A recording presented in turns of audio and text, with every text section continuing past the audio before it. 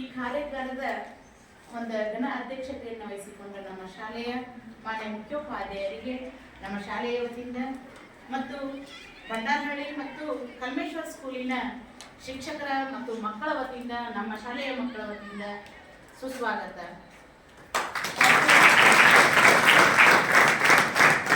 ಕಾರ್ಯಕಾಲಕ್ಕೆ ಅತಿಥಿ ಸ್ಥಾನವನ್ನು ವಹಿಸಿದ ಎಲ್ಲ ಗುರುಗಳಿಗೂ ಗುರು ಮಾತೆಯರಿಗೂ ನಮ್ಮ ಶಾಲೆಯ ವತಿಯಿಂದ ಮತ್ತು ಎಲ್ಲ ಮುದ್ದು ವಿದ್ಯಾರ್ಥಿಗಳಿಂದ ಸ್ವಾಗತ. ಈ ಒಂದು ಕಾರ್ಯಾಗಾರದ ಕೇಂದ್ರ ಬಿಂದುಗಳಾದಂತಹ ಮುದ್ದು ಮಕ್ಕಳಿಗೂ ಸಹಿತ ನಮ್ಮ ಶಾಲೆಯ ವತಿಯಿಂದ ಸ್ವಾಗತ ಸುಸ್ವಾಗತ. 2025-26ನೇ ಸಾಲಿನಲ್ಲಿ ಒಂದು ಹೊಸ ನಮ್ಮ ಇಲಾಖೆ ಹೊಸ ಒಂದು ಯೋಜನೆಯನ್ನ ಹಾಕಿಕೊಂಡಿದೆ. ಆ ಯೋಜನೆ ಎಲ್ಲ ಮಕ್ಕಳು ಪಾಸ್ ಆಗಬೇಕು ಅನ್ನೋ ಉದ್ದೇಶಕ್ಕಾಗಿ 40+50+ ಅಂದ್ರೆ ಟಾರ್ಗೆಟ್ 40 ಟಾರ್ಗೆಟ್ 50 ಕೆಲವು ವಿಷಯಗಳು ಅಂತಹ ಕೆಲವೊಂದು ಪ್ರಶ್ನೆ ಮತ್ತು ಬ್ಲೂ ಪ್ರಿಂಟ್ ಅನ್ನು ನೀಡಿದ್ದೇವೆ. ಆ ಒಂದು ವಿಷಯವನ್ನ ಇಂಗ್ಲಿಷ್ ಮತ್ತು ಗಣಿತವನ್ನ ನಾವು ಯಾವ ರೀತಿಯಾಗಿ ಪಾಸ್ ಮಾಡಬೇಕು, ಮುಖ್ಯವಾಗಿ ಯಾವ ಪ್ರಶ್ನೆಗಳು ಬೀಳ್ತವೆ ಅನ್ನೋ ಉದ್ದೇಶವನ್ನು ಇಟ್ಕೊಂಡು ನಿಮಗೆಲ್ಲ ಅದನ್ನ ತಿಳಿಸಿಕೊಡ್ಲಿಕ್ಕೆ ಈ ಒಂದು ಕಾರ್ಯಾಗಾರವನ್ನ ಹಮ್ಮಿಕೊಂಡಿದ್ದೇವೆ. ಈ ಕಾರ್ಯಾಗಾರದ ಕುರಿತು ಶ್ರೀ ಅಕ್ಷಿಮಣ್ ಸರ್ ಅವರು ಈ ಕಾರ್ಯಾಗಾರದ ಕುರಿತು ನಮ್ಮ ಶಾಲೆಯ ಮುಖ್ಯೋಪಾಧ್ಯಾಯರು ಕೆಲವು ಮಾತುಗಳನ್ನ ಹೇಳಬೇಕಂತ ಹೇಳಿ ಅವರಲ್ಲಿ ಕೇಳಿಕೊಳ್ತೇವೆ. ಯಾವತ್ತು ವೇದಿಕೆ ಮೇಲೆ ಆಸೀನರಾಗಿರುವ ಸಾಮಾನ್ಯ ಗುರುಗಳೇ, ಜಮಾತೆಯರೇ ಮತ್ತು ಮುದ್ದು ವಿದ್ಯಾರ್ಥಿನಿಯರೇ, ಇವತ್ತಿನ ಸಮಾರಂಭದ ಸಂಪನ್ಮೂಲ ವ್ಯಕ್ತಿಗಳಾಗಿರ್ತಕ್ಕಂಥ ಉಮೇಶ್ ಶ್ರೀನಿವಾಸರವರೇ ಮತ್ತು ಅನುಪಸ್ಥಿತಿಯಲ್ಲಿ ಇನ್ನೊಬ್ಬರು ಸಂಪನ್ಮೂಲ ವ್ಯಕ್ತಿಗಳಾಗಿರ್ತಕ್ಕಂಥ ರಾಮನಗೌಡ ಸರ್ ಅವರೇ, ಎಲ್ಲರಿಗೂ ಮುಂಜಾನೆಯ ಶುಭಾಶಯಗಳನ್ನು ಹೇಳ್ತಾ, ಇವತ್ತು ಇಲಾಖೆಯ ನಿರ್ದೇಶನದಂತೆ SSLC ವಿದ್ಯಾರ್ಥಿನಿಯರಿಗೆ ಪರೀಕ್ಷಾ ಫಲಿತಾಂಶ ಸುಧಾರಣಾ ಕಾರ್ಯಕ್ರಮದ ಒಂದು ಉದ್ಘಾಟನಾ ಸಮಾರಂಭ. ಈ ವರ್ಷ ಇಲಾಖೆ ಭಾಳಷ್ಟು SSLC ಫಲಿತಾಂಶ ಸುಧಾರಣೆಯಾಗಿ ಸಾಕಷ್ಟು ಯೋಜನೆಗಳನ್ನು ಹಾಕಿಕೊಂಡಿದೆ. ಅದರಲ್ಲಿ ಇದು ಒಂದು ಸಹಿತ. ಈಗಾಗಲೇ ಈ ವರ್ಷ SSLC ಪರೀಕ್ಷೆಯ ಉತ್ತೀರ್ಣತೆ ಒಳಗೂ ಬದಲಾವಣೆ ಆಗಿದೆ. ಏನು ಬದಲಾವಣೆ ಆಗಿದೆ ಅಂತಕ್ಕಂಥದ್ದು ನೀವು ಈಗಾಗಲೇ ಎಲ್ಲ ಭಂಡಾರಗಳ ಒಳಗಾಯ್ತು, ಕಲ್ಮೇಶ್ವರ ಶಿಕ್ಷಣಗಳ ಒಳಗಾಯ್ತು ನಮ್ಮಲ್ಲಿ ಹೇಳಿದ್ವಿ. ಏನು ಬದಲಾವಣೆ ಆಗೈತಿ ಈ ವರ್ಷ, ಹೋದ ವರ್ಷದಕ್ಕೆ ಈ ವರ್ಷದಕ್ಕೆ ಏನು ಬದಲಾವಣೆ ಆಗೈತೆ ಯಾರು ಹೇಳ್ತೀರಿ? ಏನು ಬದಲಾವಣೆ ಆಗೈತಿ? ಹೋದ ವರ್ಷದ ಪರೀಕ್ಷೆಗೂ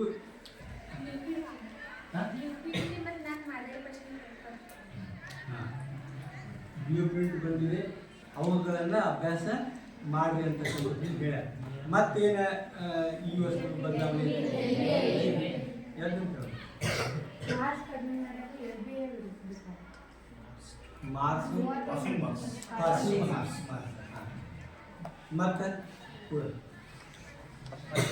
ಮತ್ತೇನ ಈ ವರ್ಷದ ಬದಲಾವಣೆ ಐತಿ ಅಂತೇಳಿ ನಿಮಗೆ ಗೊತ್ತಾಗಿದೆ? ನಾವು ಫೇಲ್ ಆಗೋಂಥದ್ದಿದ್ರಿ ಅವ್ರ ಇಂಟರ್ನಲ್ ಆ್ಯಡ್ ಮಾಡಿ ನಾವು ಪಾಸ್ ಆಗ್ಬೋದು. ಏನು ಈ ಪರೀಕ್ಷೆ ನೀವೇನು ಬೋರ್ಡ್ ಎಕ್ಸಾಮ್ ಏನು ಬರೀತಿದ್ರಲ್ಲ 80 ಮಾರ್ಕ್ಸಿಗೆ, ಅದನ್ನಷ್ಟೇ ಹಿಡಿತಿದ್ರು. 80ಕ್ಕೆ 28 ಅಥವಾ ಅಗ್ರಿಗೇಟ್ 24 ಹಿಂಗೆ ಆ ಮಾರ್ಕ್ಸಿನ ಅಷ್ಟೇ ಹಿಡಿತಿದ್ರು. ಆದರೆ ಈ ಸಾರಿ ಏನು ಬದಲಾವಣೆ ಆಗಿದೆ ಅಂತಂದ್ರೆ, internal ಏನಿರ್ತಾವಲ್ಲ 20 marks internal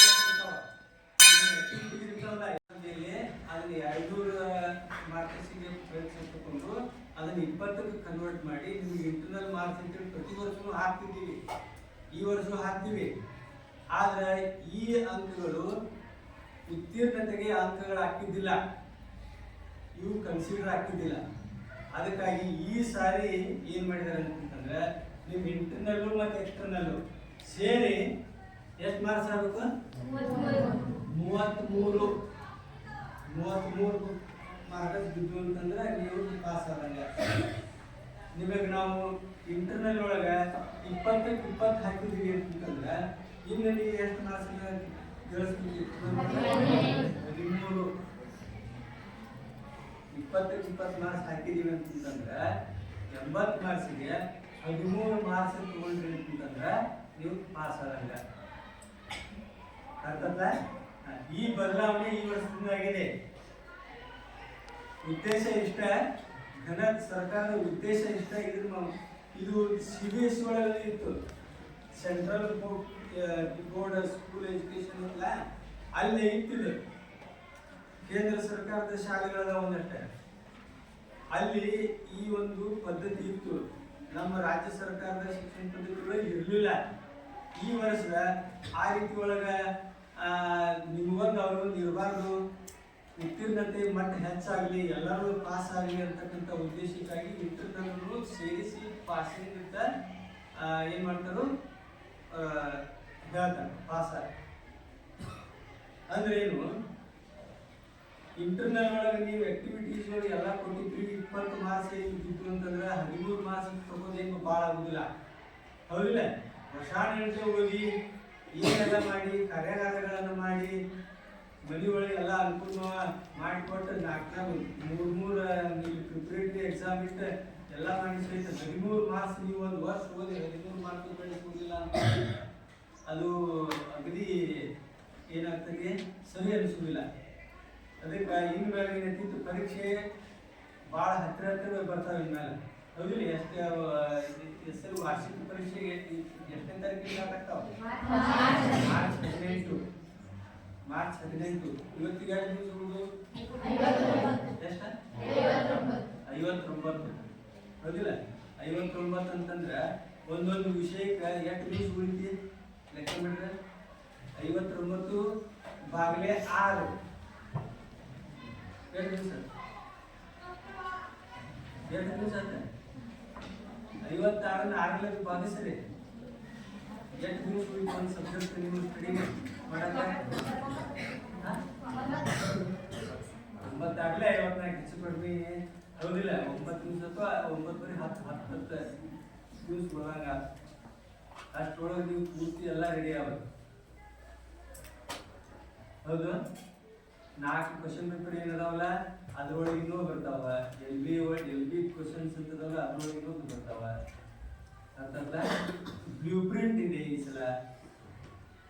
blue print ಈ ಪಾಠದೊಳಗೆ 4 ಮಾರ್ಕ್ಸಿನ ಕ್ವಶನ್ ಇಂಥ ಅಧ್ಯಾಯದೊಳಗನ ಬರ್ತಾವ, 3 ಮಾರ್ಕ್ಸಿನ ಇದ ಪಾಠದೊಳಗೆ ಬರ್ತಾವ. ಎಲ್ಲ ಕಣ್ಮುಂದ ಐತೆ, ಆ ಪ್ರಕಾರ ಒಳಗೆ ಸ್ಟಡಿ ಮಾಡ್ಬೇಕಷ್ಟ. ಅರ್ಥ ಆಯ್ತಾ? ಆಮೇಲೆ ಇವತ್ತೇನಿದೆ, ಗಣಿತ ಮತ್ತು ಇಂಗ್ಲಿಷ್ ಕಾರ್ಯಾಗಾರಗಳದಾವ. ಉಮೇಶ್ ಅಭಿಷೇಕ್ ಸರ್ ನಮ್ಮ ರಾಜ್ಯ ಮಟ್ಟದ ಸಂಪನ್ಮೂಲ ವ್ಯಕ್ತಿಗಳವು, ಎಲ್ಲ ಅನೇಕ ಕಾರ್ಯಾಗಾರಗಳನ್ನ ಮಾಡಿದ್ದಾರೆ ಮತ್ತು ಸಾಕಷ್ಟು ವಿದ್ಯಾರ್ಥಿಗಳಿಗೆ ಮಾರ್ಗದರ್ಶನವನ್ನ ಮಾಡಿದ್ದಾರೆ.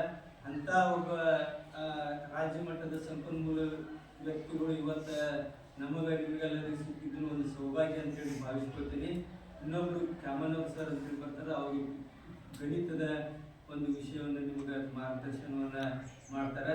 ಸ್ವಲ್ಪ ನಿಮ್ಗೆ ಡಿಫಿಕಲ್ಟ್ ಏನಲ್ಲ, ಡಿಫಿಕಲ್ಟ್ ಅಂದ್ರೆ ನೀವು ಅನ್ಕೊಂಡದ್ದು ವಿಷಯ ಅಂತಂದ್ರೆ ಇಂಗ್ಲೀಷ್ ಮತ್ತು ಗಣಿತ, ಹೌದಿಲ್ಲ? ನೀವು ಅನ್ಕೊಂಡ್ರಿ ಅಷ್ಟ ಅವನ ಗಣಿತ ಮತ್ತು ಇಂಗ್ಲೀಷ್ ಕಠಿಣ ಅಂತೇಳಿ. ಯಾಕೆ ಕಠಿಣ ಅಂತೇಳಿ ಅನ್ಕೊಂಡ್ರಿ? ಅವ್ನು ಓದುವುದಿಲ್ಲ, ನೀವು ಬಹಳಷ್ಟ ಅವನ ಓದುವುದಿಲ್ಲ, ಹೌದಿಲ್ಲ? ಗಣಿತ ಮತ್ತು ಇಂಗ್ಲೀಷ್ ಡೈಲಿ 1 ತಾಸು ಓದ್ತಾನಂತ ನಾವು ಎಷ್ಟು ಮಂದಿ ಕೇಳ್ತೀರಿ? ಡೈಲಿ 1 ತಾಸು ಗಣಿತ ಬಿಡಿಸ ಮಾಡ್ಕೊತಾನ ಅಂತನವ್ರ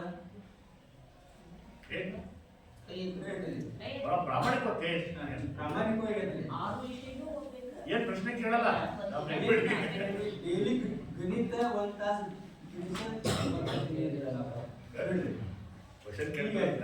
ಡೈಲಿ ಕನ್ನಡನ ಒಂದು ಲೀಟ್ರ್ ಓದೇ ಮಲ್ಕೋತೀನಂತ ನಾವು ಎಷ್ಟು ಮಂದಿ? ಕನ್ನಡ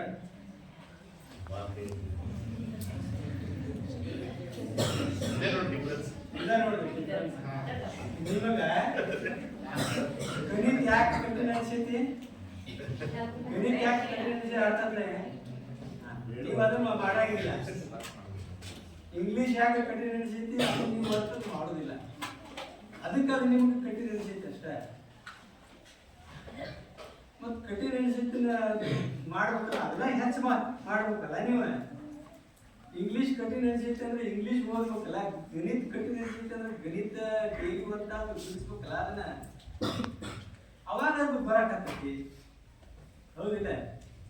ಅದಕ್ಕಾಗಿ ಇನ್ಮೇಲೆ ಏನ್ ಮಾಡ್ರಿ, ಇಷ್ಟು ದಿನ ಆಗಿರೋದು ನಾನು ನಿಮಗೆ ಸಾಕಷ್ಟು ಸಲ ಹೇಳಿದ್ನ, ಡೈಲಿ ಒಂದು ತಾಸು ಗಣಿತ ವಿಷಯ ಮಲ್ಕೋಬೇಕು, ಡೈಲಿ ಒಂದು ಅರ್ಧ ತಾಸರ ಇಂಗ್ಲಿಷ್ ಓದೇ ಮಲ್ಕೋಬೇಕು, ಡೈಲಿ 6 ವಿಷಯ. ಇಲ್ಲಿ ಏನೇನಾಗಿರ್ತಲ್ಲ ಅವನ್ನೆಲ್ಲ ಮನೆ ಒಳಗ ಡೈಲಿ 6 ವಿಷಯಕ್ಕೂ ಉಜಾರಣೆ ಆಗಬೇಕವ. ನೀವು ಹೋಮ್ವರ್ಕ್ ಅಂತಂದ್ರೆ ಏನ್ ಮಾಡ್ತೀರಿ, ಕನ್ನಡ ಸಮಾಜ ಉಳಿದು ಹೋಮ್ವರ್ಕ್ ಕ್ವಶನ್ ಆನ್ಸರ್ ಬರೀತೀರಿ, ಮಕ್ಕೊಂಡ್ಬಿಡ್ತೀರಿ. ಹಂಗಲ್ಲ, ಡೈಲಿ 6 ವಿಷಯನೂ ನೀವು ಏನು ವೇಳಾಪತ್ರಿಕೆ ಹಾಕೊಂಡಿರ್ತಿಲ್ಲ, 6 ವಿಷಯನೂ ಉಜಾರಣೆ ಆಗಬೇಕ. ನಾವು ಗಣಿತ ಬಿಟ್ಕೊಂತ ಹೋದ್ರಿ ಅಂತಂದ್ರೆ ಅದ್ರ ಕಠಿಣ ಹಾಕೊಂತ ಬರುತ್ತೆ, ಅರ್ಥ ಆಗ್ತಿಲ್ಲ? ಆಮೇಲೆ ಇಂಗ್ಲಿಷ್ ಅದು ಇಲ್ಲಿ ಬರೆಯುವಂತ ಸಂದರ್ಭದಲ್ಲಿ ಬರೆಯೋ ಸ್ಕಿಲ್ ಇರ್ಬೇಕು, ಅದ್ರೊಳಗೆ ಸೆಂಟೆನ್ಸ್ಗಳು ಕರೆಕ್ಟ್ ಆಗಿ ಬರೀಬೇಕು. ಆಮೇಲೆ ಶಬ್ದದ ನಡು ಗ್ಯಾಪ್ ಇಡಬೇಕಲ್ಲೇ, ಯಾವುದೇ ಲ್ಯಾಂಗ್ವೇಜ್ ಇರಲಿ, ಕನ್ನಡ, ಇಂಗ್ಲಿಷು, ಹಿಂದಿ, ಅಕ್ಷರಗಳ ನಡುವೆ ಗ್ಯಾಪ್ ಇರಬೇಕು, ಹೌದಿಲ್ಲ? ಆ ವಿದ್ಯಾರ್ಥಿ ಏನು ಶಾಲೆಗೆ ಹೋಗುತ್ತಾನೆ ಅಂತಂದ್ರೆ ಆ ಮತ್ತು ವಿದ್ಯಾರ್ಥಿ ನಡುವೆ ಗ್ಯಾಪ್ ಇರಬೇಕು, ಹೌದಿಲ್ಲ? ಆಮೇಲೆ ಇಂಗ್ಲಿಷಿನೂ ಹಂಗ, this school is very beautiful ಅಂತಂದ್ರೆ ಅಲ್ಲಿ this school is very gap ಇರಬೇಕಲ್ಲಿ, ಶಬ್ದದ ನಡು ಗ್ಯಾಪ್ ಇರಬೇಕು, ಸೆಂಟೆನ್ಸ್ ಆದ್ಮೇಲೆ ಫುಲ್ ಟೈಮ್ ಇರಬೇಕು, ಅವೆಲ್ಲ. ಆಮೇಲೆ ಅಲ್ಪ ವಿರಾಮ, ಪೂರ್ಣ ವಿರಾಮ, ಅವನ್ನೆಲ್ಲ ಕೊಟ್ಟು ನೀಟಾಗಿ ಇದು ಬರೆದಾಗ ಅದು ಇವ್ಯಾಲ್ಯೂಯೇಟರ್ಸ್ಗೆ ಇಂಪ್ರೆಷನ್ ಆಗ್ತದೆ. ಒಂದ ಲೈನ್ ಒಳಗನ ಓದಾಕ ಬರಲಂಗ ಎತ್ತರದ ಬರೆದ್ರಿ ಅಂತಂದ್ರೆ ಅಲ್ಲಿ ಮಾರ್ಕ್ಸ್ ಕೊಡ್ತಕ್ಕಂಥ ಸಂದರ್ಭದಲ್ಲಿ ಅದು ಸರಿ ಅನಿಸೋದಿಲ್ಲ ಇವ್ಯಾಲ್ಯೂಯೇಟರ್ಸ್ಗೆ. ಅದಕ್ಕಾಗಿ ಇವತ್ತು ಯಾವುದೇ ಲ್ಯಾಂಗ್ವೇಜ್ ಇರಲಿ, ಕನ್ನಡ, ಇಂಗ್ಲಿಷ್, ಹಿಂದಿ ಶಬ್ದಗಳನ್ನ ಸರಿಯಾಗಿ ಬರಿಬೇಕು. ಮುತ್ತು ಪರಿಸಿದಂಗೆ ಆಗಿರ್ತಾವ, ಹೌದಿಲ್ಲ? ನುಡಿಬೇರೆ ಮುತ್ತಿನ ಹಾರದಂತ ಇರಬೇಕು ಅಂತಂತಾರಲ್ಲ, ಮುತ್ತಿನ ಹಾರ ಅಂದ್ರೆ ಅಷ್ಟು ಚಂದ ಇರ್ತದೆ. ನೀವು ಬರೆದ್ರು ಸಹಿತ ಬರದಾಗೂ ಸಹಿತ ಮುತ್ತಿನ ಹಾರ ಕುಣಿಸಿದಂಗನೇ ಇರ್ಬೇಕು. ಅವು ಯಾತಕ್ಕಂತ ಬರೆದ್ರು ಸಹಿತ ಮಾರ್ಕ್ಸ್ ಸಿಗೋದಿಲ್ಲ.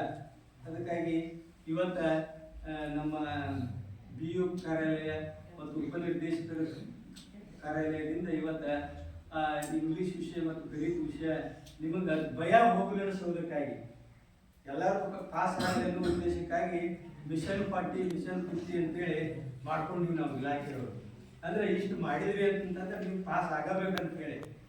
ಅದಕ್ಕಾಗಿ ಇವತ್ತು ಆ ಮಿಷನ್ 40 ಮಿಷನ್ 50 ಏನದಲ್ಲ ಅವನ್ನ ನಿಮ್ಗೆ ನಮ್ಮ ಸಂಪನ್ಮೂಲಗಳ ವ್ಯಕ್ತಿಗಳು ಎಲ್ಲಾನು ಅದನ್ನ ಮಾರ್ಗದರ್ಶನವನ್ನ ಮಾಡ್ತಾರೆ. ಎಲ್ಲ ವಿದ್ಯಾರ್ಥಿಗಳು ಉತ್ತೀರ್ಣರಾಗಿ ಶಾಲೆಗೆ, ತಂದೆ ತಾಯಿಗಳಿಗೆ ಮತ್ತು ಗುರುಬಳಗಕ್ಕೆ ಎಲ್ಲರಿಗೂ ಸಹಿತ ಆ ಒಂದು ಕೀರ್ತಿಯನ್ನ ತರುವಂತವರಾಗಿ ಸಂಪನ್ಮೂಲ ವ್ಯಕ್ತಿಗಳಿಗೆ ಹೆಚ್ಚು ಸಮಯವನ್ನು ಕೊಟ್ಟ ನಾನು 2 ಮಾತಿಗೆ ವಿರಾಮ.